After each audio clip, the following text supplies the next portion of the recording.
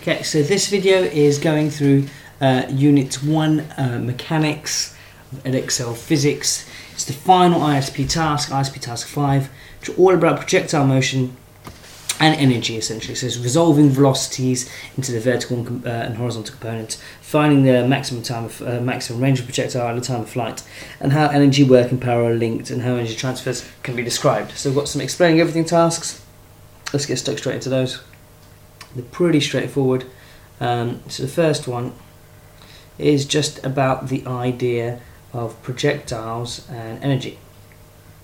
So projectiles and time of flight and range. Okay, so explain how you could calculate the range and maximum height of a ball thrown at an angle theta with a velocity of u, initial velocity u. So let's wait for my camera to focus. There we go. So we've got a ball. It's going to be thrown at an angle theta with a velocity of u. Okay, with a velocity of u. There we go. And we want to find the time of flight. So t over here. And we also want to find. Actually, we don't want to find time of flight. We want to find, or we'll need it anyway. We want to find the maximum range. So it's displacement in the y direction, sorry, in the x direction, and we want to find the maximum height. Okay, so it's displacement in the y direction. So the key thing with this is doing suvat in x and y. So you've got to put x and y at the top and write your suvats out for each of them.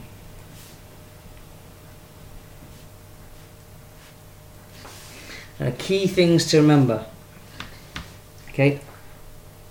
In x, your initial velocity is equal to your final velocity because acceleration is equal to 0. We say that air resistance is negligible. Okay. We also set in y the final velocity as equal to 0 because we're only doing half of the flight, so that's half the time of flight, and therefore the acceleration is minus 9.81 meters per second squared. Okay, so these are our two values that we're after: range and maximum height. Okay, so that's ux, and that's ux there, and therefore that's vx as well. So the idea that we've got essentially here is that air resistance is having no effect on what's going on over here. We've also got the idea of the independence of vertical motion and vertical motion and horizontal motion. In vertical motion, gravity has an effect. In horizontal motion, gravity is not acting on this at all.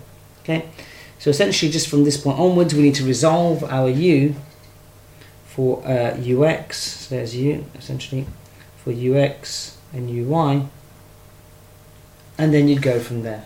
Okay, so as soon as you've used as soon as you figured out your value for ux and uy, you just plug it straight into this, and you can figure out anything you want using the equations of motion. So let's sort of go through parts of this. If you wanted ux and you had u, okay, that's adjacent, so that's going to be cos. Okay, so that's therefore it's going to be u cos theta is equal to ux. Okay, that's going to be opposite. So it's going to be sine. So u sine theta is equal to uy. Okay, so that's how you get those values if you want them, or when you need them, essentially, because you will. That's the first thing to do, essentially. As soon as you've got those values into there, it follows through for the rest of it. The first direction you should always work in is the y, because that allows you to figure out the time of flight here. Okay, this value here, the time for the entire journey, is always going to be equal to 2 times ty. Okay, so whatever t you get for ty, you're going to multiply that by 2, and that's going to be the t over here. Because that t over here is only going to be for half the flight. The reason why we only figure it out for half the flight is we know what the final velocity is going to be at the top. We don't know the final velocity just before it hits the ground, or the final velocity it hits the ground with, but we know the final velocity at the top. We know that's going to be 0. So what we can do is we can quite easily, as soon as we've got uy, figure out t half, double it to figure out the overall t. And then you can figure out anything else you want from it. Brilliant. So that's the first part of explaining everything done for projectiles. Second one, how can you calculate power of an electric motor that is lifting a mass? Okay, so you've got a motor and it's lifting a mass. Now you know from the equations that you've got that power is equal to energy over time. Well, what energy is actually involved in this? Well, as this goes up, it's E grav, it's gravitational potential energy, and that gravitational potential energy is becoming kinetic. So in other words, we've got the idea of mgh is becoming half mv squared. Okay, and if we did that over time, so if we did mgh over t, or half mv squared over t, you'd actually end up with your value of power. Okay, remember this is not going to be 100% efficient. Okay, this is not going to actually be 100% efficient, so there will be some energy loss, mainly due to heat. Okay, so conservation of energy is what takes place here. So any energy that was previously gravitational potential that didn't become, well, any energy that was previously kinetic that didn't become gravitational potential energy is being lost as heat. Excellent. So that's the explaining everything done. Let's get stuck into some questions. Again, if I remember correctly, there's only maybe two, maybe three questions. So 16 is where we got to last time. So question 17, question 18. So only two questions, one on each of the areas. Okay. So we've got a coin. This coin's fixed to a table so that it initially leaves the table travelling in a horizontal direction with a speed of 1.5. Diagram shows the coin at the instant it leaves the table. Air resistance can be assumed to be negligible throughout the question. So you've got direction of movement. So add the path that actually it goes to the diagram. So it's going to follow a path like this. There's the floor. Okay, we can't see that right now. There you go. So there's a coin.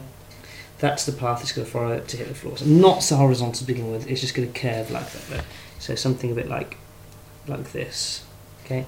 So actually, let me draw it again. It's not the best drawing. More like that probably. It entirely depends upon how fast it's hit, but I would say more like the second one. Right. The table is 0.7 meters high. Let's add that to our diagram. 0.7 meters high. Show that approximately 0.4 seconds they reach the floor. Okay. So what do we know? Well, we talked about the y direction. So we might as well put everything about y now because we know it's going to talk about projectile motion. Look at that. Look at that direction there. You know it's going to lead to projectile motion at some point. T is what they're after. We know A is minus 9.81. We know that's going to be 0.7 meters. Don't need to worry about the minus right now because we have no sort of velocities going up. We can stay down as positive if we wanted to. We know the initial velocity is 0. So we've got 3 pieces of information so we can figure out the fourth. So we've got S, U, A and T. So again, as always, S equals UT plus half AT squared. Whenever you think about distances or time, usually this equation comes into it. U, as always it seems, is equal to 0 in this situation. Therefore we end up with S is equal to half AT squared. Sorry, all of that is just being missed. There we go. So I'll hold it there so you can get anything from there if you need to. Get that down if you want, rewind the video and play back through what I just said as I was writing that out to make sure you understand it. Okay, so let's rearrange for T and then sub in our numbers. Okay, so you end up with 2S over A is equal to T squared. So T is equal to square root of 2S over A. Pretty straightforward. Okay, so let's put in our values. So 0.2 times 7. Should be 2 times 0.7 time, which will give the same answer anyway. Divided by 9.81. And then we want to square root that answer. So that's about 0.37, which rounds up to 0.4. So we love these show me questions because we know straight away whether we've got it right or not. So nice question for 3 marks. Hence calculate the horizontal distance the coin travels in the time it takes to hit the floor. So we know the time it's taken to go from there to there is 0.37 seconds. Just the same time it took to do that. Those times cannot be separate. They are the same.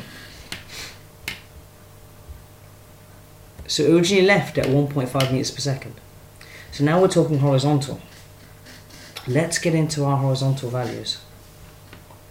Sx, let's write this underneath actually. Sx, Ux, Vx, make sure you can see it this time, Ax, Tx. Well, we know our T is 0.37. We know acceleration is 0. We know final velocity is going to be the same as our initial velocity. but we want S. S equals ut plus alpha at squared. Okay, this time A is 0, u isn't 0, but A is 0 this time, so the whole of the back part of this equation goes. And because there's no acceleration, essentially this ends up being speed equals distance over time. So they want the horizontal distance travelled, okay, so we've got distance, we've got velocity, and we've got time. So our velocity is 1.5, just put it there. We need to multiply that by 0.37 for our time, which therefore equals 0.55 or 0.56 meters, or 0.6 meters as they probably will put in the mark scheme. 0.6 meters is what it actually travelled. A coin of greater mass is flicked with the same horizontal speed. Compare the path of this with the coin in the first part of the question. Explain your answer. You may be awarded a mark for the clarity of your answer. At no point did we consider mass in any of this. Mass, therefore, surely should have no effect. Shouldn't affect the trajectory at all.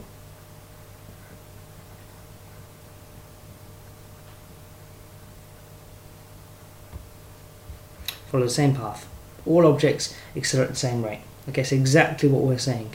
Mass will not affect any of this motion whatsoever. Remember, if you dropped a heavy cannonball and a light tennis ball from the top of a building and they both were dropped and they didn't reach terminal velocity, if there's no air resistance, they both hit the ground at exactly the same time. Okay, so the horizontal motion is not affected, neither is the vertical motion. Horizontal motion doesn't depend upon gravity, remember, and the vertical motion is the only thing that depends upon gravity, and gravity is independent of mass. Okay, the acceleration due to gravity is independent of the mass of the object. It will accelerate at the same rate. Nice question to get. A lot of people fall into the trap for that 4 markers there. Okay, so read through that there if you need a bit more information. So feel free to pause the video or flick to the back of your ISP and read through that in terms of the mark scheme that you've got. Okay, 18, last question. So, a weightlifter raises a bar of mass 110 kilograms through a height of 2.22 meters. The bar was then dropped and fell freely to the floor. Show that the work done raising the bar is about 2,400 joules. Another show me question. How lovely are they? Okay, so let's do that in this little gap I have here. Okay, so essentially work, actually I probably don't even need to do it. Yeah, I'll do it on here just to show clearly, because there's one tricky bit on here. So work done is equal to force times displacement. The force is acted against is the weight of this mass. Okay, the weight of this bar. Okay, so essentially we've got to convert force into, we've got to figure out the weight, so we've got to figure out mass into a force. So there's a mass, so we're multiplying that by 9.81 to get it into the weight.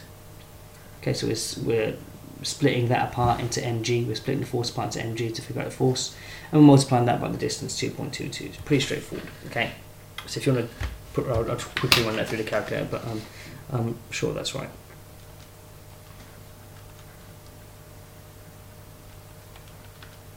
Okay, so there we go. Okay, so it's about 2,400.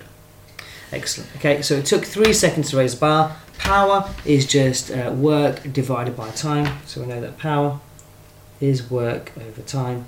So again, another nice question. So just divide that by 3. Just dividing that by 3. Okay, so we end up with about 800 watts. Okay, remember the unit of power is watts. 800 watts, joules per second is a watt. Okay.